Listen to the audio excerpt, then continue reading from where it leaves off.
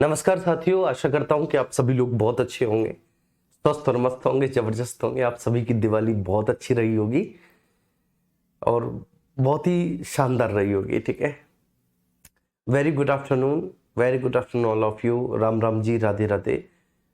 सब लोग अच्छे हैं, सबकी दिवाली बढ़िया रही। और सबसे बड़ी बात ये है कि इतनी मिठाइयाँ खाई होंगी तुम लोगों ने दिवाली पे, और ढेर सारे पकवान। पक्का 1-2 किलो वजन तो बड़ा ही होगा भाई। नहीं बेटा, मैं कहीं पे नहीं गया था। एक्चुअली क्या है कि जब त्योहार मैं मनाता हूँ तो ढंग से ही मनाता हूँ।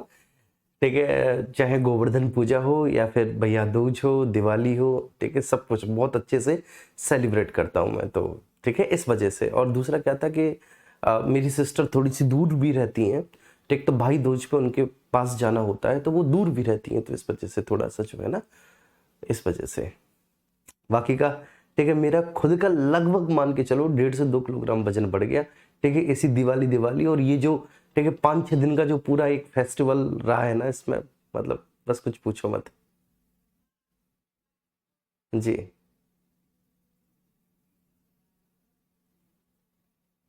ठीक है, ओके, स्टार्ट करते हैं आज के लेक्चर को। और ठीक है, चलिए, हम लोग फंडामेंटल राइट के बारे में बात कर रहे थे, मौलिक अधिकारों के बारे में, और चलते हैं आगे। ठीक है, मौलिक अधिकारों पर चलिए।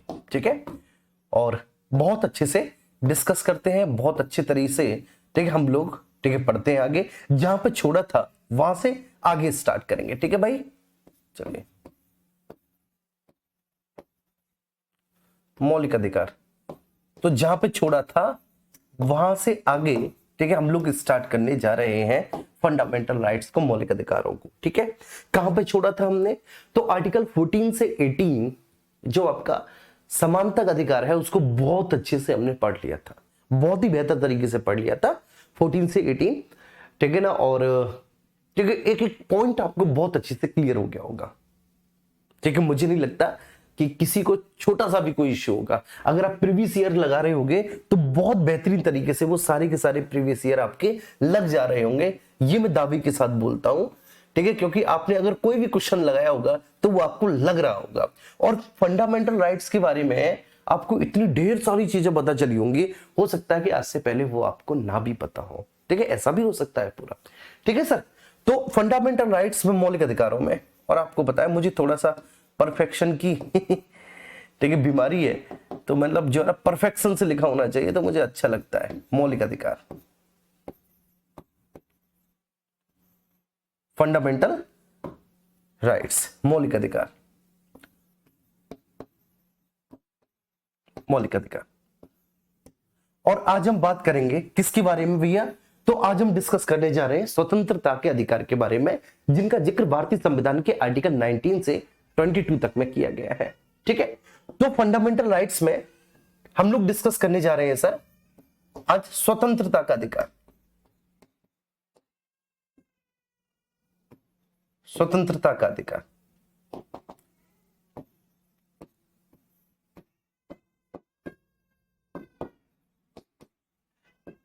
अधिकार। ठीक है, और इसको बोलेंगे हम लोग बेटा राइट टू लिबर्टी।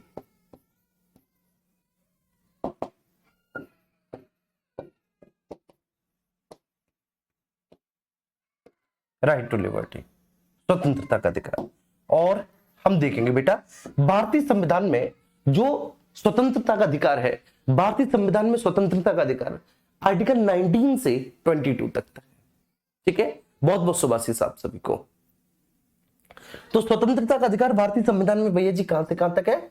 आर्टिकल 19 से आर्टिकल 22 तक है स्वतंत्रता का अधिकार। ठीक है, अब मैंने आपको बताया था सर कि हमारे संविधान में जो मौलिक अधिकार दिए गए हैं, जो फंडामेंटल राइट दिए गए हैं, वह अब्सोल्यूट नहीं है।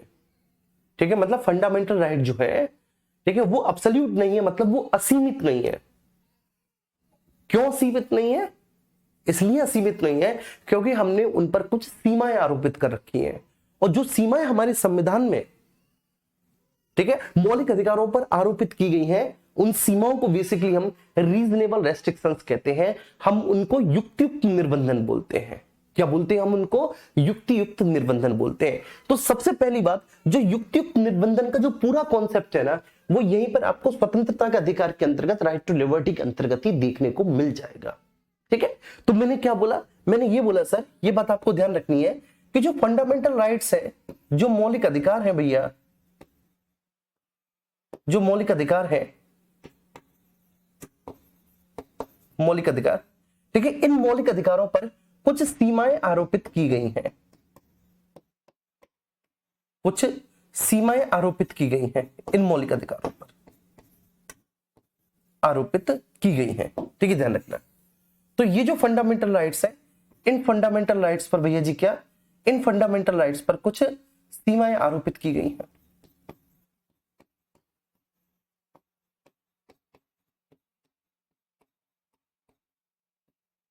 आरोपित की गई है, आरोपित की गई है। ठीक है, और ये जो सीमाएं आरोपित की गई हैं, इन सीमाओं को बेटा हम बोलते हैं क्या? युक्ति युक्त निर्बंधन, युक्ति युक्त निर्बंधन। इन सीमाओं को, जो सीमाएं आरोपित की गई हैं, रीजनेबल रेस्ट्रिक्शंस के नाम से इनको जानते हैं, युक्ति युक्त निर्बंधन। तो इसका मतलब ये है कि हमारे संविधान में जो फंडामेंटल राइट्स है ना भैया, हमारे संविधान में जो फंडामेंटल राइट्स है, वह असीमित नहीं है, वह एब्सोल्यूट नहीं है, वह असीमित नहीं है। ठीक है ना? वह क्यों असीमित नहीं है भैया जी? क्योंकि उन पर कुछ सीमाएं आरोपित की गई हैं, और जो सीमाएं आरोपित की गई हैं उनको हम लोग बोलते हैं रीजनेबल रेस्ट्रिक्शंस। अब ये रीजनेबल रेस्ट्रिक्शंस क्या है, ये मैंने आपको पूर्व में भी बहुत सारे उदाहरणों के माध्यम से बता रखा था। रेस्ट्रिक्शंस, जैसे आपको एक एग्जांपल याद आया होगा कि हमारे पापा बोलते थे शाम हो जाने पर कि जाओ बेटा खेल आओ। ठीक है, जैसे 4 साढ़े 4 बजे, और हमने अपने पापा से अनुमति ली कि पापा जी हमें क्रिकेट खेलने जाना है, तो पापा बोल देते कि ठीक है बेटा क्रिकेट खेलने जाओ। ठीक है, लेकिन ठीक है, वो हमें स्वतंत्रता दे रहे हैं कि जाओ आप क्रिकेट खेलो, लेकिन हमारी इस स्वतंत्रता पर वो कुछ सीमाएं भी आरोपित कर रहे हैं, जैसे कि वो बोल दे रहे हैं कि भैया किसी से लड़ना मत, झगड़ना मत, गाली मत देना किसी को, क्रिकेट खेलो, हाथ पैर में मत लगा के आना, है ना, ऐसा भी बोलते थे। और शाम को 7 बजे से पहले या 6:30 बजे से पहले अपना क्रिकेट खेल के आप वापस घर आ जाना जी। तो इसी को हम लोग क्या कहते हैं? इसी को हम लोग बोलते हैं रीजनेबल रेस्ट्रिक्शंस। ठीक है, युक्त युक्त निर्बंधन। अच्छा, अगर मैंने बोला ठीक है कि भाई हमारा जो मौलिक अधिकार है, हमारे मौलिक अधिकार असीमित नहीं है, उन पर कुछ सीमाएं आरोपित की गई हैं और उन सीमाओं को हम रीजनेबल रेस्ट्रिक्शंस बोलते हैं, तो बेटा असीमित मौलिक अधिकार कहां के हैं? ठीक है, तो असीमित जो मौलिक अधिकार है वह आपके यूएस कॉन्स्टिट्यूशन के हैं, वह अमेरिका के संविधान के हैं। लेकिन हमारे संविधान निर्माताओं ने ठीक है भली भांति बहुत अच्छे से उन पर पहले से ही सीमाएं आरोपित करके रख रखी थी। चलिए आइए सबसे पहले आर्टिकल 19 के बारे में पढ़ते हैं। ठीक है,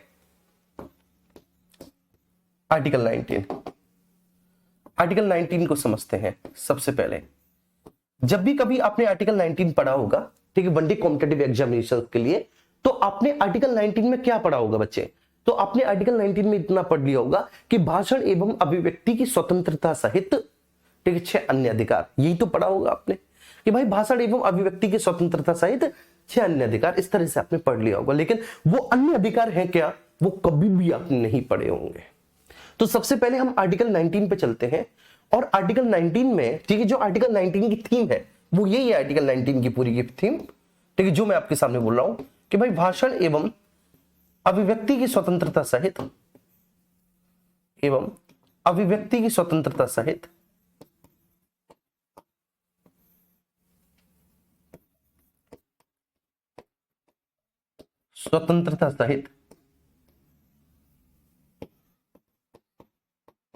अन्य अधिकार, अन्य अधिकार। अच्छा, ये सारे के सारे जो अधिकार है ना बेटा, ठीक है, इस बात को आप फोकस करना, ये जितने भी अधिकार है, ठीक है, ये सारे के सारे अधिकार ठीक है आपको स्वतंत्रता प्रदान करते हैं। ये ध्यान रखना, ये भाषण एवं अभिव्यक्ति की स्वतंत्रता सहित जो ये अन्य अधिकार है ना, मैंने यहां पर लिखा है, ठीक है, अन्य अधिकार, अदर राइट्स, ये सारे आपको स्वतंत्रता की गारंटी देते हैं। ये सब क्या करते हैं बेटा? ये सारे के सारे स्वतंत्रता की गारंटी देते हैं। ठीक है, तो भाषण एवं अभिव्यक्ति की स्वतंत्रता सहित अन्य अधिकार। अब सबसे बड़ी बात यह है कि जैसे आर्टिकल 19 में लिख तो दिया, ठीक है ना, भाषण, भाषण को स्पीच कहेंगे, अभिव्यक्ति को एक्सप्रेशन करेंगे, ये ध्यान रखना। तो इसमें लिख तो दिया, ठीक है ना, कि स्पीच, ठीक है, और एक्सप्रेशन, एक्सप्रेशन की स्वतंत्रता सहित, ठीक है, ध्यान रखना, स्पीच और एक्सप्रेशन की स्वतंत्रता सहित, ठीक है, अन्य अधिकार। लेकिन ये जो अन्य अधिकार है, ठीक है, इनका जिक्र किस आर्टिकल में है? और अगर आर्टिकल 19 में ही इनका जिक्र है तो भैया ऐसा क्यों बोला गया है आर्टिकल 19 में कि भाषण एवं अभिव्यक्ति की स्वतंत्रता सहित अन्य अधिकार, अन्य अधिकारों को डिस्क्राइब क्यों नहीं किया? तो किया गया है डिस्क्राइब, लेकिन वो बात अलग है कि हमने कभी उसको वैसे पढ़ा ही नहीं, ये इशू है, ठीक है। तो आज हम पढ़ते हैं, आइए भाई सब लोग बहुत अच्छे से। तो देखो कैसे पढ़ेंगे, देखो ऐसे पढ़ेंगे, article 19 clause 1 sub clause A, ठीक है बेटा, आर्टिकल 19 क्लॉज 1 सब क्लॉज बी, ठीक है बच्चे, sub clause B, sub clause B, ठीक है। Article 19, article 19 sub clause A, clause A sub clause C, ठीक है। Article 19 clause 1 sub clause D, ठीक है बच्चे।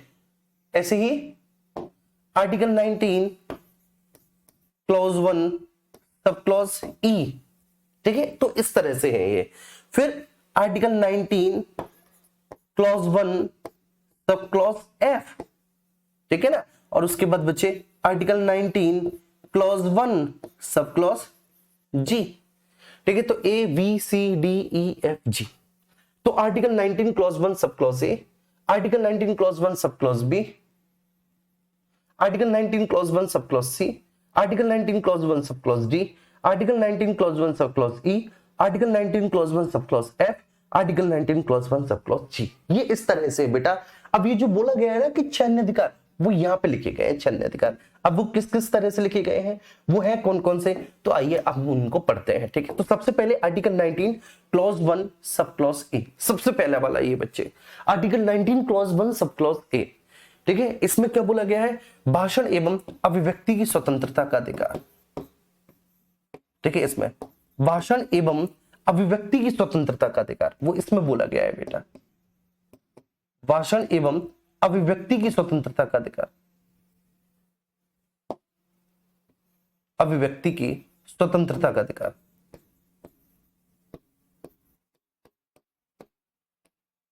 का अधिकार,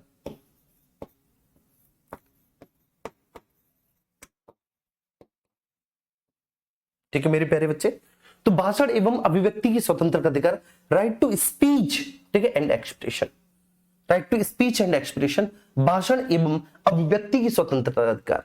अब देखो ये बात समझना, ठीक है, ये बात मैं आपको बहुत अच्छे से समझा चुका हूं बेटा कि भाषण और अभिव्यक्ति, ठीक है, दोनों में क्या अंतर होता है, ठीक है, विचार और अभिव्यक्ति में क्या अंतर होता है, ये मैं आपको बहुत अच्छे से बता चुका हूं, ठीक है।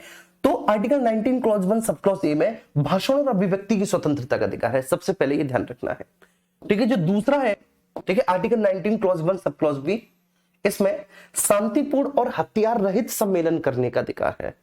कैसा बेटा, शांतिपूर्ण और बिना हथियारों के, तो शांतिपूर्ण तथा बिना हथियारों के हथियार रहित सम्मेलन करने का अधिकार है इसमें, ठीक है, शांतिपूर्ण एवं हथियार रहित सम्मेलन का अधिकार, एवं हथियार रहित सम्मेलन का अधिकार, हथियार रहित सम्मेलन का अधिकार,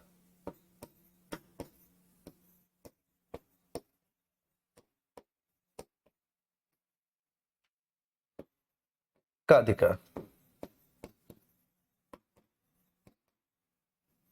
ठीक है, ध्यान रखना। शांतिपूर्ण और हथियार रहित सम्मेलन का अधिकार, ये आर्टिकल 19 क्लॉज 1 सब क्लॉज बी में है। अब article 19 clause 1 sub clause C पर आ जाते हैं। इसमें आपका, ठीक है, संघ, संगम, संगम एवं सहकारी समिति बनाने का अधिकार है, एवं सहकारी समिति बनाने का अधिकार, सहकारी समिति बनाने का अधिकार, ठीक है, संघ, संगम एवं सहकारी समिति बनाने का अधिकार, ठीक है, article 19 clause 1 sub clause C में क्या सर, संघ संगम एवं सहकारी समिति बनाने का अधिकार। अब article 19 clause 1 sub clause D पर आ जाते, डी वाला। अब ये डी वाला जो है बेटा ये क्या है, भारत के राज्य क्षेत्र में अबाध रूप से घूमने का अधिकार, डी में। ठीक है सर, तो भारत के राज्य क्षेत्र में अबाध संचरण का अधिकार, भारत के राज्य क्षेत्र में अबाध संचरण का अधिकार, राज्य क्षेत्र में अबाध संचरण का अधिकार, अबाध संचरण का अधिकार, संचरण का अधिकार।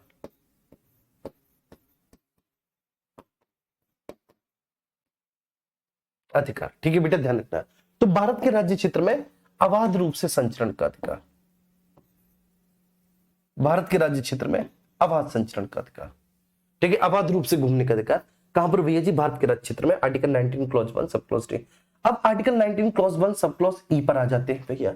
अब ये जो ई वाला है ये कहां है, भारत के राज्य क्षेत्र में कहीं पर भी बसने का अधिकार है। इस ई वाले में क्या है भैया, तो भारत के राज्य क्षेत्र में कहीं पर भी बसने का अधिकार,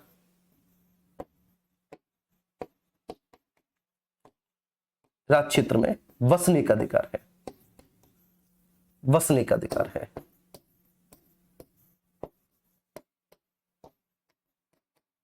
अधिकार है, ठीक है इसमें। अच्छा बेटा, ये जो एफ वाला है ना, इसमें संपत्ति का अधिकार था, लेकिन जो वर्तमान में है नहीं। तो इसमें बच्चा क्या था, इसमें मेरे प्यारे बच्चे संपत्ति का अधिकार था, ठीक है, ध्यान रखना। तो इसमें संपत्ति का अधिकार था, संपत्ति का अधिकार था, ठीक है, वो अब है नहीं। इसमें था संपत्ति का अधिकार, वो अब नहीं है। और ये जो आर्टिकल 19 क्लॉज 1 सब क्लॉज जी वाला है ना, ये इसमें कोई भी व्यवसाय या आजीविका को अपनाने का अधिकार है, ठीक है। इसमें क्या है सर, कोई भी व्यवसाय या आजीविका को अपनाने का अधिकार, कोई भी व्यवसाय, व्यवसाय या आजीविका अपनाने का अधिकार, अपनाने का अधिकार,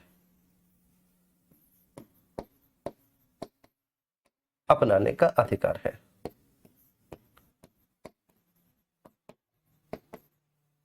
ठीक है बच्चों, देखो असली कहानी अब शुरू होगी, ठीक है। ये तो मुझे लिखना था, ये मैंने लिख दिया और ये लिखकर मैंने आपको बता दिया, ठीक है, ध्यान रखना। तो ये तो मुझे लिखना था, मैंने लिख दिया, लिखकर आपको बता दिया। सबसे पहले मैं एक एक आर्टिकल को, ठीक है, आपको डिटेल में डिस्क्राइब करता हूं और पूरा डिटेल में समझाता हूं एक एक आर्टिकल को। सबसे पहला है article 19 clause 1 sub clause A, भाषण और अभिव्यक्ति की स्वतंत्रता का अधिकार। देखो यह आपका बोलने का अधिकार है। Article 19 clause 1 sub clause A में ये जो पहला वाला है, अब मैं ऐसे बोलूंगा कि भाई पहला वाला, दूसरा वाला, तीसरा, चौथा, पांचवा, ये तो है ही नहीं, और ये छठवां वाला, ठीक है। तो जो पहला वाला है, ये पहला वाला आपको बोलने का अधिकार देता है, right to speech and expression. Clear है, तो पहला वाला आपको बोलने का अधिकार देता है कि आपको बोलने का अधिकार है। लेकिन इसका मतलब ये नहीं कि तुम्हारे जो मन में आए, तुम्हारे, ठीक है, जो मुंह में आए वो तुम बोलो। जैसे आप लोग यहाँ पे बोल देते हो ना कमेंट बॉक्स में, ठीक है। तो ध्यान रखना, आपका ये जो, ठीक है, अभिव्यक्ति का अधिकार है ना, ये असीमित नहीं है। ये जो आपका अभिव्यक्ति का अधिकार है, ठीक है, इस पर कुछ सीमाएं आरोपित है, और वो सीमाएं ऐसी नहीं है, वो रीजनेबल है, वो युक्ति युक्त निर्बंध है, वो रीजनेबल रेस्ट्रिक्शंस है जो कि आपके ऊपर आरोपित किए गए हैं। चलिए, तो जो पहला वाला अधिकार है वो क्या बोलता है, right to speech and expression. बात समझ में, right to speech and expression, ठीक है। अब स्पीच तो सबको समझ में आता है कि स्पीच का मतलब यही है कि जब आप जो है ना बोलकर संबोधित करते हैं, तो ये तो राइट टू स्पीच है, ठीक है। लेकिन एक्सप्रेशन, तो एक्सप्रेशन में आपके कई प्रकार शामिल हो सकते हैं। एक्सप्रेशन आपके बहुत सारे प्रकार का हो सकता है एक्सप्रेशन। जैसे मैं ना भी बोलूं, ठीक है, मैं इशारे इशारे में आपको कोई बात बता दूं, ठीक है, तो वो भी अभिव्यक्ति का अधिकार है, ठीक है। मैं बोलूं नहीं है, लेकिन मैं कोई पेंटिंग बना दूं, मैं कोई कार्टून बना दूं, ठीक है, या फिर मैं कुछ भी लिख दूं, ठीक है, तो ये भी क्या है, ये भी अभिव्यक्त करने का एक माध्यम है जो कि अभिव्यक्ति का अधिकार के अंतर्गत ही आता है। देखो, विचार और अभिव्यक्ति, ठीक है, दोनों एक दूसरे के पूरक प्रोसेस है, ठीक है। विचार और अभिव्यक्ति जो है बेटा, ये दोनों एक दूसरे के कॉम्प्लीमेंट्री प्रोसेस है। विचार का मतलब क्या होता है? विचार का मतलब, ठीक है, मैंने कई बार आपको बताया है कि जैसे, ठीक है, मैंने किसी भी, ठीक है, कृत्य को देखा जो कि मेरे आंखों के सामने हो रहा है, कोई भी एक्शन जो मेरे आंखों के सामने परफॉर्म हो रहा है, तो मैं उसको देखकर अपने मन में, ठीक है, अपने अंतर मन में जो भी उसके प्रति धारणा रख रहा हूं, वो मेरे विचार है। बात समझ में आ रही है? वो मेरे विचार है। जैसे, ठीक है, सपोज दैट, मान के चलिए कि मैंने ट्रैफिक सिग्नल पर, ठीक है ना, एक बूढ़ी सी अम्मा को और कुछ लोगों से मांगते हुए देखा, तो मेरे मन में, ठीक है, उनके प्रति जो भाव उत्पन्न हुए, जो धारणा उत्पन्न हुई, ठीक है, मेरे अंतर मन में, तो वो मेरे विचार है। विचार आंतरिक प्रक्रिया है। विचार आंतरिक प्रक्रिया कि मैंने उनको देखा, अम्मा जी को बहुत बूढ़ी थी, एक्चुअली मैं घर से आ रहा हूं ना बेटा अभी, तो मुझे पता है, ठीक है, मैंने ऐसे ही आज देखा, तो ठीक है, उनको देखकर, अम्मा जी को देखकर मेरे मन में जो भाव आए, जो धारणा आई, वो मेरे विचार है। अब इनको मैं आपके सामने जो है ना व्यक्त कर रहा हूं कि वो बेचारी बूढ़ी थी, ठीक है, बहुत, और वो ट्रैफिक सिग्नल पे लोगों से कुछ हेल्प, मदद मांग रही थी, ठीक है, रेड लाइट थी, बहुत लंबी रेड लाइट थी। तो मैंने जो है ना, मैंने कार का शीशा नीचा करना उचित नहीं समझा। मैंने कहा ये अम्मा जी का अपमान होगा अगर मैं कार का शीशा नीचे करके मैं उनसे बात करूं। मैं उतरा बाकायदा, ठीक है, साइड में अपनी कार को लेके, कॉर्नर पे ही थी, तो साइड में मैंने लिया, उतरा। मैंने अम्मा जी से पूछा, मैंने कहा अम्मा जी आप इतनी बूढ़ी हैं फिर भी आप मजबूर हैं? तो उन्होंने बताया लाला क्या करें बेटा, ठीक है ना, हमने अपने बच्चों को पाला पोसा बड़ा कर दिया, आज नौकरी वोकरी सब कर रहे हैं, इस लायक बना दिया, लेकिन उन्होंने हमें घर से बाहर निकाल दिया। तो मतलब, ठीक है, तो उनकी पहले तो मेरे मन में जो है उनको देखकर जो भाव उत्पन्न हुए विचार थे। विचार के बाद फिर मैंने जब उनसे बात की, ठीक है, ये सारी चीजें मुझे पता चली, तो मुझसे जो भी हो सकता था, बात समझ में आ रही है, तो वो मैंने अपनी तरफ से जो है ना, जो मुझको लगा कि हाँ ठीक है, इतना में तो मैं करने लायक हूँ, वो मैंने मदद कर दी। उसके बाद अब ये सारा इंसिडेंट मैं आपके सामने, ठीक है, प्रस्तुत कर रहा हूं, इसे मैं आपके सामने व्यक्त कर रहा हूं, तो यही अभिव्यक्ति है। मेरी बात समझ में आएगी? ये क्या है? ये अभिव्यक्ति है। जैसे मैं कई बार हास्य में एक गाना भी गा देता हूं कि तुझे देखा तो ये जाना सनम। क्लियर है? तो किसी लड़के ने किसी लड़की को देखा और देखने के बाद ये जाना, तो वो उस लड़का का उस लड़की के प्रति मन में उत्पन्न हुए भाव ही विचार है। तो विचार एक आंतरिक प्रोसेस है जो आपके अंतर मन में जो धारणा उत्पन्न हुई। और अभिव्यक्ति क्या है? उसको व्यक्त करने का माध्यम। अब व्यक्त करने का माध्यम, ठीक है ना, डिफरेंट हो सकता है। व्यक्त करने का माध्यम, ठीक है, बहुत प्रकार के माध्यम हो सकते हैं अभिव्यक्ति के, ये बात ध्यान रखना, बहुत प्रकार के माध्यम। कोई कोई ऐसा होता है बेटा, आपने देखा होगा गांव में, ठीक है, आपके चाचा ताऊ चाची मौसी फूफा नानी, ठीक है, इस तरह के आपने कुछ लोग देखे होंगे जो कुछ बोलते नहीं है तुमसे, लेकिन ठीक है, कोई एक ऐसा मुहावरा सा, कोई एक ऐसी लोकोक्ति सी, या कुछ भी एक ऐसा बोलेंगे जो आपके हृदय को बिल्कुल चीरता हुआ निकल जाएगा। फिर तुम्हें लगेगा कि अब तो चाहे कुछ भी हो जाए, किसी भी हाल में सरकारी नौकरी पानी है। आपने देखा होगा गांव गांव में कोई ऐसा कलाकार होता है कि जिसके शब्द नहीं होते, ठीक है, ऐसा लगता है कि बाणों की तरह चुभते हो, और वो आपको बहुत कुछ करने के लिए मजबूर कर देते हैं, प्रेरित कर देते हैं। अच्छी बात है, लेकिन उन्हें धन्यवाद बोलना जब आपकी नौकरी लग जाए, ऐसे रिश्तेदारों को, ऐसे अड़ोसी पड़ोसियों को। लेकिन वो भी उनका क्या है? अभिव्यक्ति का एक माध्यम है कि वो इस तरह से जो है ना, मुहावरे में, लोकोक्ति में इस तरह से चीजों को बोलते हैं कि आप मजबूर हो जाते हैं, ठीक है, या फिर आपको उनके वो मुहावरे वगैरह बड़े अच्छे लगते हैं। तो अभिव्यक्ति कई सारे माध्यम हो सकते हैं, कई सारे साधन हो सकते हैं। कोई लिखकर अभिव्यक्त करता है, कोई बोलकर, कोई इशारों में, कोई संकेतों में, कोई कैसे भी, कोई कैसे भी, ठीक है। अच्छा, तो ये तो बहुत अच्छे से समझ में आ गया। तो सर, विचार और अभिव्यक्ति दोनों में क्या अंतर होता है? और भाषण तो सीधा सीधा आपका बोलने का अधिकार है। अब दूसरा, शांतिपूर्ण और हथियार रहित सम्मेलन का अधिकार। देखो, अभी जो दूसरा वाला है, इसमें आपको सम्मेलन का अधिकार है, ठीक है। आपके सम्मेलन के अधिकार को आपसे कोई नहीं छीन सकता। क्लियर है जी? आपके सम्मेलन के अधिकार को आपसे कोई नहीं छीन सकता। सम्मेलन मीन्स एक तरह का कॉन्फ्रेंस, ठीक है, समागम, ठीक है, आप इसको बोल सकते हैं। तो आपको सम्मेलन का अधिकार है, लेकिन आपका सम्मेलन शांतिपूर्ण और हथियार रहित हो, ठीक है, दो चीज हो आपके सम्मेलन में। तो यहां पर तो बेटा, ठीक है, युक्तियुक्त निर्बंधन साथ ही लगा दिए हैं, लेकिन उसके बाद भी, ठीक है, ऊपर से भी यहां पर युक्तियुक्त निर्बंधन लगाए गए हैं, लेकिन साथ में भी दो शर्तें थोप दी हैं कि सम्मेलन का अधिकार है आपको, ठीक है। वेरी गुड, बहुत अच्छी बात है कि आप सम्मेलन कर सकते हैं। खूब सम्मेलन करो, अच्छे से करो, आपको एक कॉन्स्टिट्यूशनल राइट है सम्मेलन करने का, लेकिन आपका यह सम्मेलन शांतिपूर्ण होना चाहिए, हथियार रहित होना चाहिए। तीसरा है यूनियन, ठीक है, संघ, संगम और सहकारी समिति। अब ये मैं आपको बता दूं, ये जो सहकारी समिति बनाने का अधिकार है कोऑपरेटिव सोसाइटी वाला, ये बहुत बाद में जोड़ा है। सहकारी समिति बनाने का अधिकार इसको 97वें संविधान संशोधन के माध्यम से जोड़ा है, 97th कॉन्स्टिट्यूशनल अमेंडमेंट 2011। मैं इसको ऐसे लिख देता हूं, बस समझ में आ रही है? तो आप लिख देना इसको बेटा ऐसे करके, इसको 97वें संविधान संशोधन के माध्यम से जोड़ा है।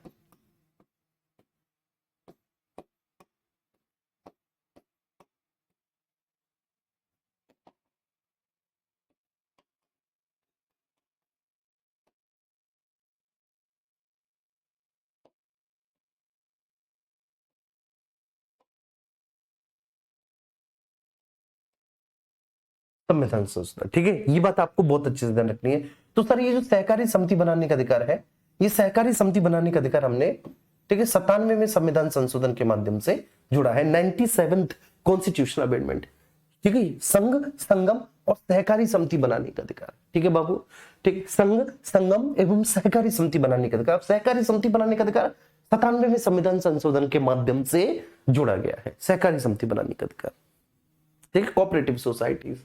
अब ये आपको ध्यान रखना है यहां पर कि सहकारी समिति क्या होती है क्या नहीं होती, वो मैं आपको आगे समझाऊंगा, ठीक है। तो जैसे आपने देखा है ना, यूनियन होते हैं, जो संघ होते हैं, ठीक है, दुनिया भर के आपने कुछ धार्मिक संघ देखे होंगे, कुछ आपने जातिगत संघ देखे होंगे, कुछ आपने प्रोफेशनल संघ देखे होंगे जो व्यवसाय के आधार पर होंगे। तो इस तरह के संघ और संगम बनाने का अधिकार, ठीक है, आपका article 19 clause 1 sub clause C में। इसमें सहकारी समिति वाला शब्द, ये जो सहकारी समिति शब्द है, इसको 97वें संविधान संशोधन 2011 के द्वारा जोड़ा गया है। इसके बाद भारत के राज्य क्षेत्र में कहीं पर भी अबाध रूप से घूमने का अधिकार। बेटा अबाध का मतलब है बिना बाधा के, बिना बाधा के भारत के राज्य क्षेत्र में आप घूम सकते हो। इसका मतलब ये है कि जब आप भारत के राज्य क्षेत्र में एक क्षेत्र से दूसरे क्षेत्र में जाएंगे, ठीक है, तो आपको किसी पासपोर्ट या वीजा की जरूरत नहीं पड़ेगी, ठीक है, इसका मतलब ये है। अब जो बेसिकली जो टेक्निकल चीजें हैं वो तो आपको देखो पूरी करनी ही होंगी। अगर आप भारत के राज्य क्षेत्र में, ठीक है, अबाध रूप से संचरण करते हैं, ठीक है, भारत के राज्य क्षेत्र में आप अबाध रूप से घूमते हैं, ठीक है, तो वहां पर कुछ फॉर्मेलिटीज, जैसे आपको अपना आधार कार्ड साथ रखना पड़ेगा।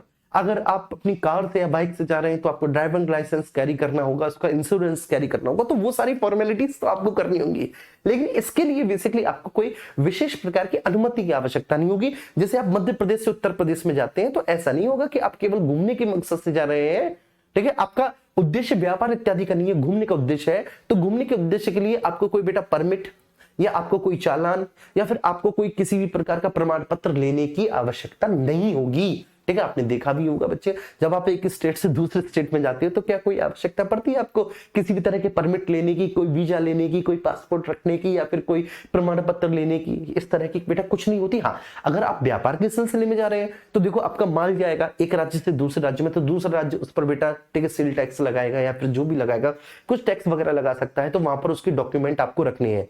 तो वो आपको आपके घूमने के अधिकार में किसी भी तरह की बाधा नहीं उत्पन्न कर रहा, ठीक है जी। इसके बाद बसने का भी अधिकार है, ठीक है, अभी तो घूमने का ही अधिकार था, फिर आप बस जाओ भारत के राज्य क्षेत्र में आराम से जाके, ठीक है, लो बस जाओ, ठीक है सर। इसके बाद संपत्ति का अधिकार, ये कभी था, ठीक है, इसको 44वें संविधान संशोधन से हटा दिया, इसको 44th कॉन्स्टिट्यूशनल अमेंडमेंट के माध्यम से 1978 के माध्यम से यहां से हटा दिया है अब, ठीक है। और आपको, ठीक है, अगला जो मौलिक अधिकार है आपका स्वतंत्रता का, वो आपको कोई भी व्यवसाय या आजीविका का साधन अपनाने का अधिकार देता है, कोई भी व्यवसाय या आजीविका का साधन अपनाने का अधिकार देता है। तो बेटा देखो, एक तरफ तो आपको अधिकार दे रखे हैं, दूसरी तरफ इन पर क्या है, रीजनेबल रेस्ट्रिक्शंस लगा रखे हैं, युक्तियुक्त निर्बंधन, युक्तियुक्त निर्बंधन लगा रखे हैं, रीजनेबल रेस्ट्रिक्शंस लगा रखे हैं, यही आपको पढ़ना है। तो दूसरी तरफ इन पर क्या है, दूसरी तरफ इन पर मेरे प्यारे बाबू आप पर रीजनेबल रेस्ट्रिक्शंस लगा रखे हैं, ठीक है, युक्तियुक्त निर्बंधन लगा रखे हैं। अब सबसे बड़ी बात क्या है सर, सबसे बड़ी बात ये होती है कि ये रीजनेबल रेस्ट्रिक्शंस होते क्या है, तो वो मैंने आपको बता दिया कि भाई सीमाएं आरोपित कर दी गई हैं। इसका मतलब ये नहीं है कि आपको स्वतंत्रता का अधिकार है तो आपके जो मन में आए वो करो, ठीक है। बेशक आपको स्वतंत्रता का अधिकार दिया गया है, लेकिन वह स्वतंत्रता आपको सीमाओं के भीतर रहकर मिलेगी, ठीक है जी, ध्यान रखना। तो युक्तियुक्त निर्बंधन, रीजनेबल रेस्ट्रिक्शंस, मैं बेटा यहां लिख देता हूं ना,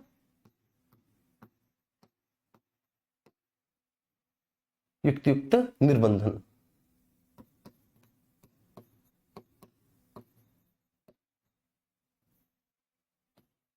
रीजनेबल रेस्ट्रिक्शंस, युक्तिक निर्बंधन। चलिए अब ये समझिए आप यहां पर बहुत अच्छे से।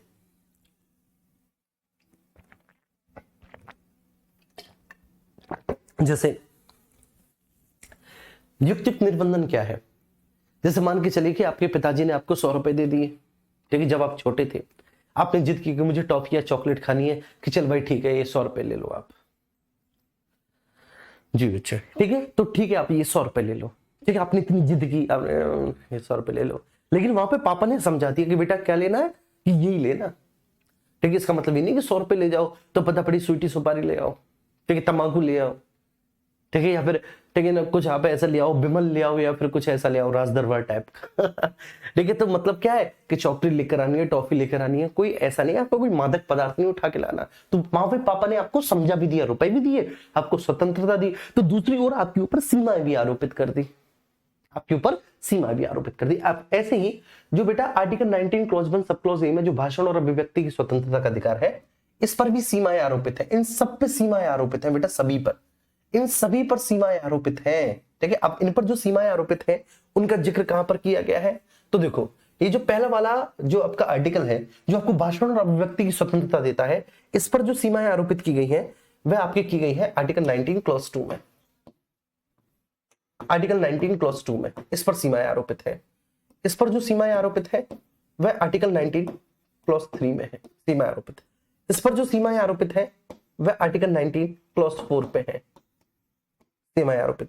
यहां पर जो सीमाएं आरोपित है वो बेटा उनका जिक्र आर्टिकल 19 क्लॉज 4 में ही किया गया है, ठीक है। यहां पर जो सीमाएं आरोपित है, सॉरी, उनका जिक्र आर्टिकल 19 क्लॉज 5 में किया गया है। यहां पर जो सीमाएं आरोपित है उनका भी जिक्र आर्टिकल 19 क्लॉज 5 में है, और यहां पर जो सीमाएं आरोपित है उनका जिक्र आर्टिकल 19 क्लॉज 6 में है, क्लॉज 6 में, ध्यान रखना, ठीक है सर। तो भाषण और अभिव्यक्ति की स्वतंत्रता का अधिकार, यहां पर जो सीमाएं आरोपित है इनका जिक्र आर्टिकल 19 क्लॉज 2 में, ठीक है। इन पर जो सीमाएं आरोपित है उसका भी जिक्र आर्टिकल 19 क्लॉज 3 में। तो ये युक्तिक निर्बंधन है। युक्तिक निर्बंधन का मतलब है कि एक तरफ तो आपको एक तरफ तो आपको स्वतंत्रता मिल गई, तो दूसरी तरफ आपकी स्वतंत्रता पर कुछ सीमाएं आरोपित कर दी। दूसरी तरफ क्या किया बेटा, आपकी स्वतंत्रता पर सीमाएं आरोपित कर दी। जैसे आइए आर्टिकल 19 क्लॉज 2 समझते हैं, ठीक है। पहले तो ये देखना कि यहां तो बेटा क्या है, आपका स्वतंत्रता का अधिकार है, और यहां पर क्या है, यहां पर उन स्वतंत्रता के अधिकार पर सीमाएं आरोपित कर दी। अब इन पर जो सीमाएं आरोपित की हैं उनका जिक्र इन इन इन इन इन आर्टिकल में किया गया है। तो इन आर्टिकल में, ठीक है, स्वतंत्रता का अधिकार देने के बाद आपके इस स्वतंत्रता के अधिकार पर जो सीमाएं आरोपित करके उनको जो सीमित किया गया है, ठीक है, तो किन किन आधार पर वो सीमाएं आरोपित की गई हैं उनका जिक्र आर्टिकल इन में किया गया है। अब जैसे, ठीक है, मैं लेकर चलता हूं सबसे पहले आर्टिकल 19 क्लॉज 2 को, ठीक है, फर्स्ट ऑफ ऑल तो मैं सबसे पहले आर्टिकल 19 क्लॉज 2 को लेकर चलता हूं, ठीक है। यहां पर सब लोग ध्यान देंगे, 19 क्लॉज 2, ठीक है। सबसे पहले मैं इसका जिक्र करता हूं। अभी जो आर्टिकल 19 क्लॉज 2 है, आर्टिकल 19 क्लॉज 2 में लिखा है, ठीक है, ये ध्यान रखना, आर्टिकल 19 क्लॉज 2 में कुछ सीमाएं, ठीक है, जो आरोपित की गई हैं article 19 clause 1 sub clause A पर, उनके बारे में जिक्र किया गया है। क्या क्या है भैया जी, तो सबसे पहले राज्य की सुरक्षा, ठीक है, बस मैं पहले लिखूंगा, ठीक है, यहां पर कुछ बोलूंगा नहीं, राज्य की सुरक्षा, ठीक है, देश की एकता व संप्रभुता,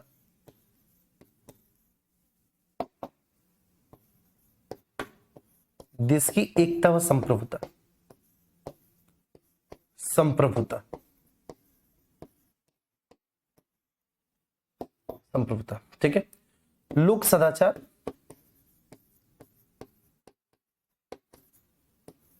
अपराध उद्दीपन,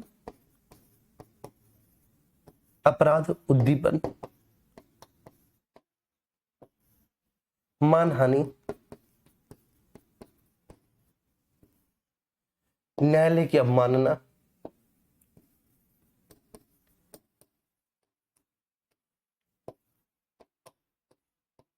अवमानना, न्यायालय की अवमानना,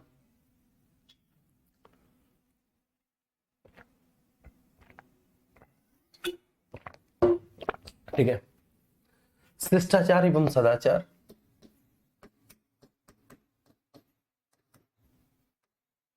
एवं सदाचार।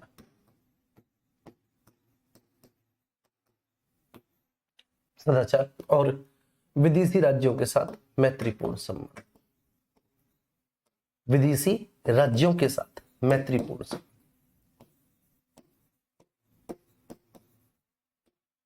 मैत्रीपूर्ण संबंध।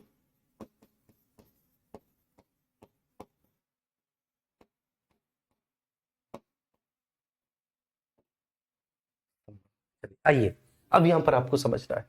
देखिए मेरे प्यारे बच्चों, ये देखो आप, ठीक है। सबसे पहले आर्टिकल 19 क्लॉज 2, ठीक है। आर्टिकल 19 क्लॉज 2 में ये कुछ चीजें मैंने लिख दी, लेकिन ये जो चीजें मैंने लिखी हैं ये क्या है, इनका अर्थ तब पूरा होगा जब आर्टिकल 19 क्लॉज 1,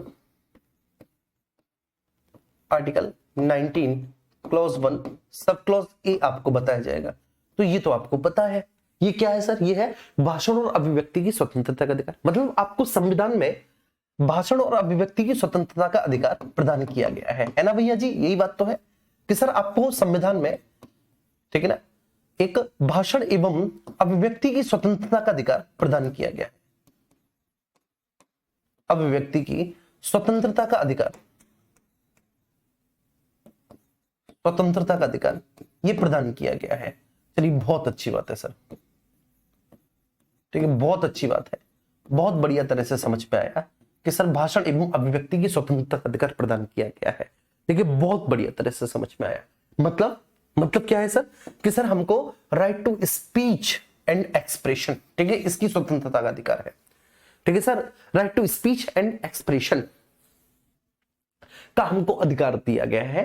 ठीक है, ये हमारा एक संवैधानिक मौलिक अधिकार है कि सर भाषण और अभिव्यक्ति की स्वतंत्रता का अधिकार। अब आपको ये बहुत अच्छे से पता है भैया भाषण क्या होता है, अभिव्यक्ति क्या होती है, लेकिन आपकी इस अधिकार पर कुछ सीमाएं आरोपित है। आपके इस अधिकार पर क्या है भैया? कुछ सीमाएं आरोपित है। नंबर फर्स्ट, आपका भाषण या आपकी अभिव्यक्ति ऐसी ना हो जो राज्य की सुरक्षा को खतरे में डालती है। ठीक है, तो ये आपको ध्यान में रखना पड़ेगा। ठीक है, आपका भाषण और आपकी अभिव्यक्ति ऐसी ना हो जो राज्य की सुरक्षा को खतरे में डालती हो, सिक्योरिटी ऑफ स्टेट को खतरे में डालती हो। अगर आपकी अभिव्यक्ति ऐसी है जिससे राज्य की सुरक्षा खतरे में डाल सकती है तो आपको आपकी ऐसी अभिव्यक्ति से वंचित कर दिया जाएगा, आपकी ऐसी अभिव्यक्ति को सीमित कर दिया जाएगा। क्लियर है? दूसरा, आपका भाषण या आपकी अभिव्यक्ति ऐसी ना हो बेटा जो देश की एकता एवं संप्रभुता के प्रति, ठीक है, कोई खतरा उत्पन्न करे या जो देश की एकता और संप्रभुता के अगेंस्ट हो। अगर ऐसी है तो सीमित कर दिया जाएगा। मतलब देश की एकता और संप्रभुता के अधीन रहते हुए आपको अभिव्यक्ति करनी है, राज्य की सुरक्षा को देखते हुए आपको अभिव्यक्ति करनी है। ठीक है, लोक सदाचार और लोक व्यवस्था को देखते हुए आपको अभिव्यक्ति करनी है बेटा। मतलब आपकी अभिव्यक्ति ऐसी ना हो बेटा, ठीक है, जिससे लोक व्यवस्था या लोक सदाचार खतरे में पड़ जाए। ये बात ध्यान रखना। तो आपकी अभिव्यक्ति ऐसी ना हो, ठीक है, जिससे लोक व्यवस्था और लोक सदाचार क्या हो बेटा? खतरे में पड़ जाए। तो आपको अगर कुछ भी अभिव्यक्त करना है तो ध्यान रखना है इससे लोक सदाचार बना रहेगा, इससे लोक व्यवस्था बनी रहेगी। कहीं ऐसा तो नहीं कि मेरे मुंह खुलने के बाद मैंने कुछ ऐसा भड़काऊ भाषण बोल दिया, कुछ ऐसा भड़काऊ बयान दे दिया मैंने जिससे लोक व्यवस्था ही खतरे में पड़ जाए, ठीक है, दंगे होने लग जाए जातिगत, सांप्रदायिक या फिर भैया किसी भी आधार पर। तो ये भी आपको ध्यान रखना है। दूसरा, आपकी अभिव्यक्ति ऐसी ना हो जो अपराधों को भड़काती हो। अपराध उद्दीपन का मतलब है अपराधों को भड़काना बेटा, अपराधों को प्रश्रय देना। आपकी अभिव्यक्ति ऐसी ना हो जो किसी दूसरे की इज्जत उछालती हो, ठीक है, मान हानि करती हो, किसी दूसरे के सम्मान को हानि पहुंचाती हो। ठीक है, आपकी अभिव्यक्ति ऐसी ना हो जो न्यायालय की अवमानना करती हो, कंटेम्प्ट ऑफ कोर्ट कहते हैं इसको, न्यायालय की अवमानना को। ठीक है, आपकी अभिव्यक्ति ऐसी ना हो बेटा जो शिष्टाचार और सदाचार को खतरे में डालती हो। आपकी अभिव्यक्ति ऐसी ना हो जो विदेशी राज्यों के साथ हमारे मैत्रीपूर्ण संबंधों को खराब करती हो, जो विदेशी राज्यों के साथ हमारे मैत्रीपूर्ण संबंधों को क्या करती हो बेटा? खराब करती हो। मतलब आप बोलो, ठीक, बहुत अच्छी बात है, आप भाषण दो, आप बोलो, लेकिन इन मर्यादाओं के भीतर रहकर। ये मर्यादाएं 8 है, ठीक है, आपके सामने। इन मर्यादाओं को ध्यान में रखते हुए बोलो। बात समझ में आ रही है? जैसे जब हम बड़ों के सामने बोलते हैं ना बेटा, तो देखो जब हम दोस्त, देखो मैं एक बहुत ऑनेस्ट सी बात बता रहा हूं आपको, बहुत ईमानदारी की बात बता रहा हूं। जब हम एक फ्रेंड सर्कल में बैठते हैं, जैसे हम और हमारे साथीगण, ठीक है, जो टीचर जिनसे आप लोग पढ़ रहे हो, जब हम लोग बैठते हैं ना बेटा, हम लोग बहुत फ्रैंक बातें करते हैं, बहुत ज्यादा फ्रैंक बातें करते हैं हम जब दोस्त। जैसे आप अपने दोस्तों के साथ बैठकर खेत की मेड़ पर, चाय की टपरी पर बातें करते हो, ठीक वैसी बातें हम भी करते हैं। मैं ईमानदारी से बता रहा हूं आपको, खूब जोक होते हैं, खूब इंस्टाग्राम की रील शेयर करते हैं, खूब मजे लेते हैं आपस में एक दूसरे से, लेकिन ठीक है आपके सामने आके हम कितने अच्छे बन जाते हैं, ठीक है, कि हम आपको शिष्टाचार सदाचार की बातें बताते हैं, हम आपको ठीक है बड़ों के प्रति सम्मान देने की बात बताते हैं। तो इसका मतलब है हम ये दिखावा कर रहे हैं? नहीं, दिखावा नहीं कर रहे। वहां पर हम दोस्त थे, ठीक है, तो एज अ फ्रेंड ठीक है हम लोग आपस में एक दूसरे से बातें शेयर कर रहे थे, ठीक है, अपने ग्रुप में मटर गश्ती कर रहे थे। लेकिन अब हम यहाँ पर कौन हो चुके हैं? एक शिक्षक। तो यहाँ पर हमारा कर्तव्य कैसा है? एक शिक्षक का है। तो वहां पर हम शिक्षक के पेशे से ठीक है पेश आ रहे हैं। अब यही हम जब अपनी मम्मी पापा के पास बैठेंगे तो फिर मम्मी पापा के प्रति हम और तरीके से, जैसे आपको तो हमने डांट दिया, आपने किसी ने फालतू का कमेंट कर दिया कि कह दिया कि मान लगा देंगे, पिटाई लगा देंगे तुम्हारी, ठीक है, थप्पड़ लगा देंगे तुम्हें, ठीक है, इस तरह से बोल देंगे।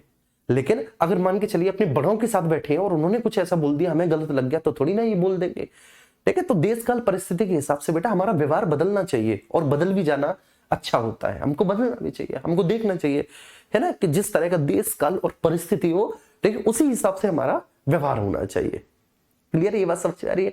तो इसका मतलब ये, अब आपने भी देखा होगा जब आप अपने दोस्तों के साथ बैठते हो कितने मजे लेते होगे, यार पता है तुझे, अब मजा आ गया यार, है ना। लेकिन जैसे ही आप अपने बड़ों के साथ बैठते होगे, ठीक है, तो फिर वहां पर आपको पता है कि आपको क्या बोलना है। अब दोस्तों के साथ तो ये ऐसा है कि आपने ठीक जोक्स भी शेयर कर दिए, ठीक है ना, जैसे तैसे हर एक तरह के जोक आपने अपने दोस्तों के साथ में शेयर कर दिए। लेकिन अब जब मम्मी पापा के पास बैठे हो तो थोड़ी ना आप वैसे जोक्स को शेयर कर सकते। क्लियर है? तो यही है मेरे कहने का आशय कि जब आप माँ बाप के पास बैठते हो, बड़ों के पास बैठते हो, चाचा ताऊ के पास बैठते हो अपने, ठीक है, तो आपको पता होता है कि आपकी भाषा की मर्यादा क्या है, आपके व्यवहार की मर्यादा क्या है, आप जानते हो। तो ऐसे ही ठीक है जब भी आपको बोलना हो, अभिव्यक्त करना हो, तो आपको मर्यादाएं पता हो कि इनके भीतर रह के ही मुझे कुछ भी बोलना है, ठीक, कुछ भी एक्सप्रेशन करना है या कुछ भी स्पीच करना है, मुझे इनके भीतर रहते हुए, इस मर्यादा के अधीन रहते हुए। तो ये रीजनेबल रेस्ट्रिक्शंस है, इनको आधार बनाते हुए ठीक है आपको अपनी अभिव्यक्ति करनी है। क्लियर है? सबको समझ में आया? तो एक बार प्यारा सा थम्स अप दो बच्चे, ठीक है। इतनी देर से पढ़ा रहा हूं, लगातार लगभग 35-40 मिनट हो गए मुझे, ठीक है, पढ़ाते पढ़ाते। मैंने एक भी बार अभी आपसे थम्स अप नहीं मांगा, मुझे अब आप फटाफट से थम्स अप दो।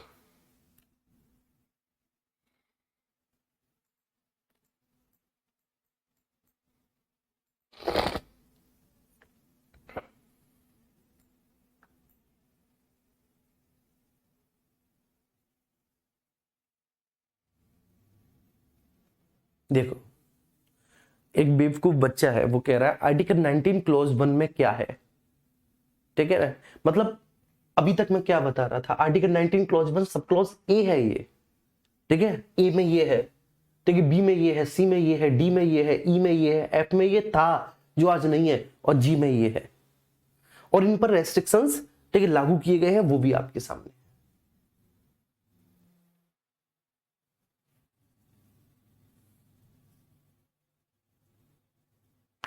चलिए, ठीक है बच्चों, सबके समझ में आया ना। मतलब आपको जो भी मुंह फूंक खोलना हो, ठीक है, आप खोलो, ठीक है, आप जो भी बोलना हो आपको वो बोलो, लेकिन इसके भीतर रहते हुए, इसके अधीन रहते हुए, ठीक, किसके, ठीक है बेटा। तो इन सब चीजों को आपको फॉलो करना है। आपको ये देखना है कि आपकी अभिव्यक्ति कहीं देश की सुरक्षा को खतरे में न डालने वाली हो, आपकी अभिव्यक्ति कहीं देश की एकता व संप्रभुता के लिए खतरा ना पैदा करने वाली हो, आपकी अभिव्यक्ति से कहीं ऐसा ना हो लोक व्यवस्था बिगड़ जाए। क्लियर है?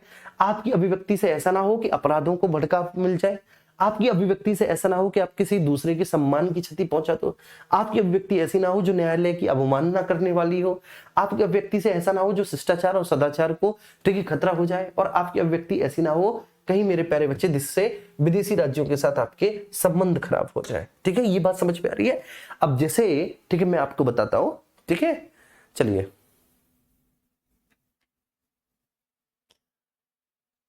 चलिए, बहुत अच्छा पढ़ाते हैं, सब समझ में आ जाता है, आपकी क्लास में सब समझ में आता है। चलो ठीक है, बहुत अच्छी बात है। चलिए थैंक यू, ठीक है, इट्स माय प्लेजर। आप लोग इतनी तारीफ करते हो, बहुत अच्छा लगता है मुझे, और मोटिवेशन मिलता है आपको पढ़ाने के लिए। देखो, अब जैसे मैं आपको एक छोटा सा उदाहरण देता हूँ, ठीक है, मतलब बहुत सारे ऐसे इंसिडेंट होते हैं, लेकिन मैं एक आपको बहुत मजेदार बात बताता हूँ। ठीक है, कभी कभी आपने देखा होगा मेरे प्यारे बच्चे कि चुनावी माहौल होता है ना, और चुनावी माहौल में किसी एक राज्य में किसी दूसरी पॉलिटिकल पार्टी की सरकार है, एक राज्य में किसी दूसरी पॉलिटिकल पार्टी की सरकार है, और उस राज्य में चुनाव प्रचार करने के लिए किसी दूसरी पॉलिटिकल पार्टी के नेता आ रहे हैं, ठीक है, नेता आ रहे हैं, किसी दूसरी पॉलिटिकल पार्टी के नेता आ रहे हैं, सरकार उसमें किसी दूसरी पॉलिटिकल पार्टी की है, तो आमतौर पे वो जो नेताजी हैं वो अनुमति मांगते हैं राज्य में कि कहीं मेरे आने से या मेरी जनसभाओं को, मेरे द्वारा जनसभाओं को संबोधित करने से देश का चुनावी माहौल या ठीक है ना उस राज्य की व्यवस्था वगैरह कुछ बिगड़ तो नहीं जाएगी, ऐसा पूछा जाता है।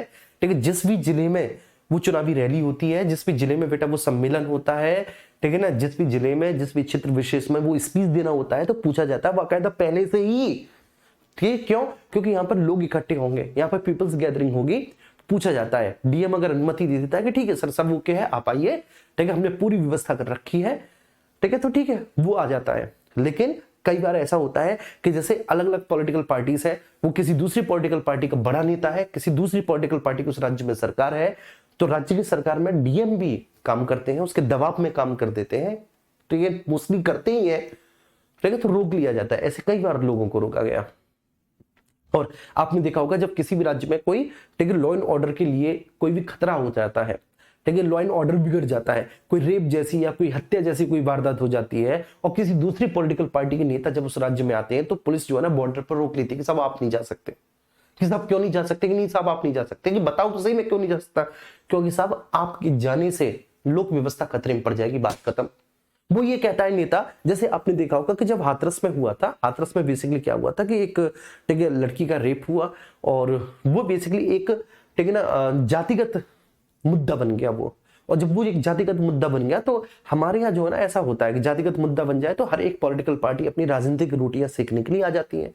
तो ऐसे ही आपके जो अभी फिलहाल में जो है ना ईडी के ठीक है ना मनी लॉन्ड्रिंग के मामले में या पता नहीं किस मामले में भी जेल में है, कोई सिसोदिया जी हैं, क्या नाम है उनका, तो वो आ रहे थे, मनीष सिसोदिया जी, तो वो एंटर कर रहे थे ठीक है उत्तर प्रदेश में, और जैसे ही वो उत्तर प्रदेश में एंटर किए तो गौतम बुद्ध नगर पे ही उनको रोक दिया, दिल्ली से गौतम बुद्ध नगर की सीमा पे उनको रोक दिया कि साहब आप नहीं जा सकते। उन्होंने खुद पूछा कि साहब हम क्यों नहीं जा सकते, साहब नहीं जा सकते आप, कि भाई हम कुछ बोलेंगे नहीं, कि साहब ठीक है बहुत अच्छी बात है मत बोलो, कि साहब हम कुछ बोलेंगे नहीं कुछ, कि बस आपकी जाने से ही ठीक है लोक व्यवस्था खतरे में पड़ जाएगी, बस ठीक है आपकी जाने से ही लोक व्यवस्था खतरे में पड़ जाएगी। इसका मतलब है कि भाई हमें भारत के राज्य क्षेत्र में घूमने का अधिकार है, हम घूमने के लिए जा रहे हैं, लेकिन साहब आपके उस घूमने के अधिकार से भी अगर वहां की लोक व्यवस्था खतरे में पड़ जाती है तो आपके ऐसे अधिकार को रोका जा सकता है, आपको रोक, ठीक है भाई। हाँ बेटा करते हैं, कुछ पॉलिटिशियंस हेट स्पीच देते हैं, बिल्कुल सही बात है, कुछ पॉलिटिशियंस हेट स्पीच देते हैं और उससे वो हमारी एकता को चैलेंज करते हैं, ये हकीकत बात है, ठीक करते हैं वो। लेकिन दिक्कत ये है कि बेटा इतने पावरफुल लोग होते हैं कि उनके खिलाफ कोई एक्शन ही नहीं होता। अगर वो उसी पॉलिटिकल पार्टी के हैं जिस पॉलिटिकल पार्टी की सरकार है, वो खूब देते हैं हेट स्पीच। अनुराग ठाकुर ने दिया था, ठीक है, और बहुत जबरदस्त हेट स्पीच था वो जो अनुराग ठाकुर ने दिया था, कुछ नहीं हुआ अनुराग ठाकुर का, ठीक, क्यों? क्योंकि उसी पॉलिटिकल पार्टी की सरकार है और उसके किसी बड़े नेता ने इस तरह का स्पीच दे दिया, कुछ नहीं होता। जैसे अभी रमेश बिधूड़ी दिल्ली से सांसद है, रमेश बिधूड़ी जो कि दिल्ली से सांसद है, उन्होंने सदन में बैठ के गाली दे दी दूसरे पॉलिटिकल लीडर को, गाली बिल्कुल स्पष्ट, और बस राजनाथ सिंह ने माफी मांग ली और उनके खिलाफ कोई एक्शन नहीं हुआ। और राहुल गांधी ने ठीक है केवल एक शब्द यूज कर दिया था बेटा, ठीक है, एक शब्द यूज कर दिया कि साहब ठीक है ना ऐसे लोग ये, उनके खिलाफ जो है ना लोकसभा में प्रस्ताव भी आ गया, बेसिकली उनकी संस्था भी रद्द कर दी, तब जाके कोर्ट से उनको रिलीफ मिला और अब वो जो है ना सांसद है। चलिए जी,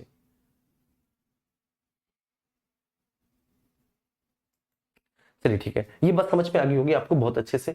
अब हम चलते हैं बेटा आर्टिकल 19 क्लॉज 3 पर आइए, ठीक है। अब ये जो आर्टिकल 19 क्लॉज 3 है ये आपको समझना है, 19 क्लॉज 3, ठीक है। अब आर्टिकल 19 क्लॉज 3 क्या है मेरे प्यारे बच्चे? तो आर्टिकल 19 क्लॉज 3 में आपकी लोक व्यवस्था है, आधार क्या है आपकी लोक व्यवस्था, लोक व्यवस्था। अब आर्टिकल 19 क्लॉज 3 पढ़ने से पहले मैं फिर से वही कहूंगा, क्या पढ़ो आप? आर्टिकल 19 क्लॉज 1 सब क्लॉज बी पढ़ो, ठीक है। इसमें क्या है? इसमें है आपका शांतिपूर्ण और हथियार रहित सम्मेलन का अधिकार। इसमें क्या है भैया? शांतिपूर्ण एवं हथियार रहित सम्मेलन का अधिकार, हथियार रहित सम्मेलन, सम्मेलन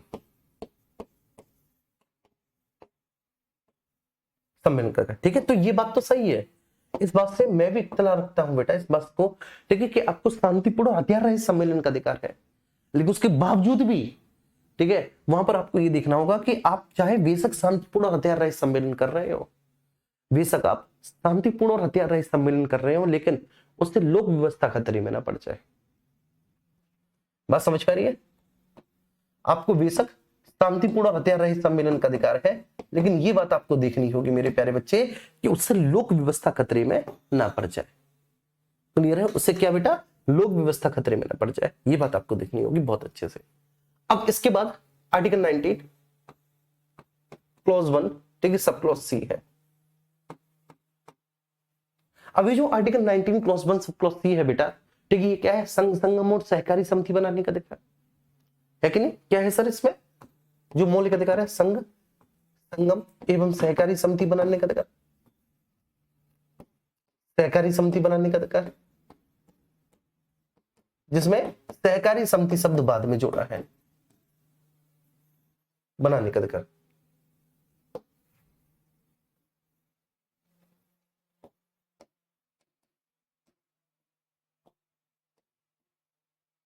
बनाने का अधिकार, ठीक है।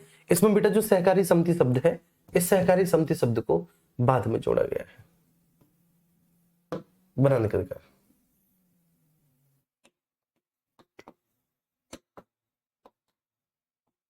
समिति बनाने का अधिकार, ठीक है। अब इसमें जो युक्त युक्त निर्बंधन है बेटा वो क्या है? वो आर्टिकल 19 क्लॉज 4 है, आर्टिकल 19 क्लॉज 4। और आर्टिकल 19 क्लॉज 4 में क्या है सर? लोक व्यवस्था, सदाचार और भारत की एकता व संप्रभुता। लोक व्यवस्था, सदाचार, सदाचार, ठीक है, भारत की एकता व संप्रभुता, एकता व संप्रभुता,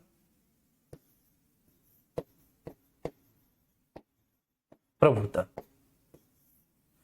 ठीक है। अब यहां पर आपको बहुत अच्छे से ध्यान रखना है, क्या सर?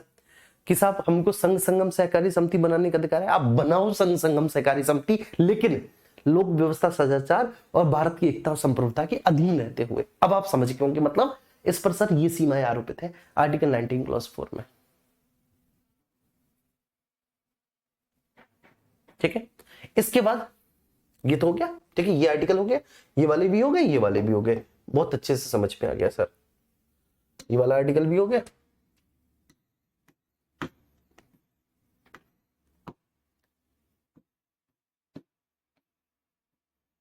ये वाला आर्टिकल भी हो गया,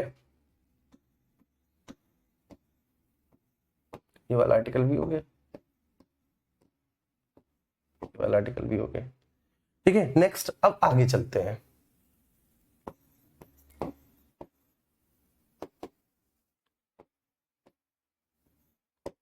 नाइनटीन क्लॉज 1, ठीक है, सब क्लॉज पर आ जाते हैं। कौन सा बेटा? ठीक है ना, डी। अभी जो डी है, डी में क्या है बेटा? अबाध रूप से घूमने का अधिकार। डी में क्या है बच्चे?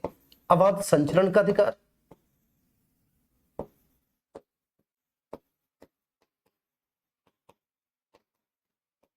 अधिकार, ठीक है। और 19 क्लॉज 1 सब क्लॉज ई में क्या है? सब क्लॉज ई में है सर बस जाने का अधिकार,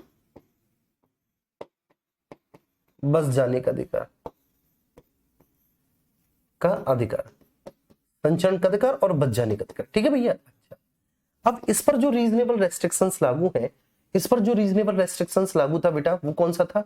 वह था आपका आर्टिकल 19 क्लॉज 5। जो रीजनेबल रेस्ट्रिक्शंस, दोनों पे एक ही रीजनेबल रेस्ट्रिक्शंस लागू है, आर्टिकल 19 क्लॉज 5। दोनों पर एक ही रीजनेबल रेस्ट्रिक्शंस लागू है, आर्टिकल 19 क्लॉज 5। अभी क्या है रीजनेबल रेस्ट्रिक्शंस बेटा? तो सबसे पहला, साधारण जनता के हित में हो और किसी अनुसूचित जनजाति के हितों के संरक्षण में हो, ठीक है। तो सबसे पहला, साधारण जनता के हित में, साधारण जनता के हित में, के हित में, हित में, और दूसरा किसी अनुसूचित जनजाति के हितों के संरक्षण के लिए, किसी अनुसूचित सूचित जनजाति के जनजाति के हितों के संरक्षण के लिए, हितों के संरक्षण के लिए, संरक्षण के लिए,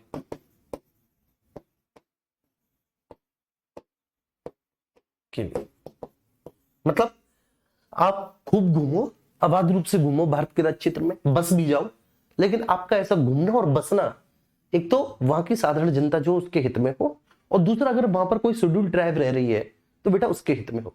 आपके घूमने, आपके बस जाने से वहां की जो जनता है या जो वहां पर रह रही शेड्यूल ट्राइब्स है उसको कोई दिक्कत नहीं होनी चाहिए।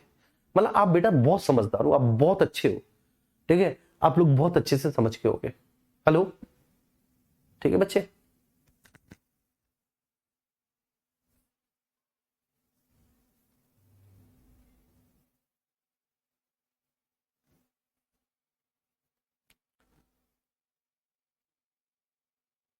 ठीक है, क्लियर है? क्लियर है तो एक बार सब लोग थम्स अप कर दो। ठीक है, आपको समझ में आ गया होगा कि ये तो हो गया अधिकार और ये हो गया उस पर रीजनेबल रेस्ट्रिक्शन, मतलब इन सीमाओं के अधीन रहते हुए घूमो और इन सीमाओं को फॉलो करते हुए बस जाओ, लेकिन ये आपको फॉलो करनी पड़ेंगे। पहली बार पॉलिटी समझ में आ रही है और अब फेवरेट बनती जा रही है काजल जी, चलिए थैंक यू। ठीक है, थैंक यू सो मच बच्चों। एक बच्चा कह रहा है सर लोग आजकल हेल्प नहीं करते, वीडियो बनाने लग जाते हैं, इस पर आप क्या कहेंगे? कुछ नहीं कहेंगे बेटा, क्या इस पे क्या कहेंगे? ठीक है, आजकल एक्चुअली क्या है कि दिखावा ज्यादा बढ़ गया है, ठीक है, लोग दिखाना में ज्यादा पसंद करते हैं बेसिकली, ठीक है, वो अंदर से इतने अच्छे होते नहीं है, लेकिन उनको ये अच्छा लगता है कि ये चीजें मेरी दिखाई दें, जैसे लोगों की हेल्प करते हुए तो वीडियो बना लेंगे एक, ठीक है, केला बांट रहे हैं तो वीडियो बना ली, बात समझ पा रही है ना? तो ये है, ये आजकल ये चल रहा है। चलो thank you, thank you, love you all बच्चों, बाय।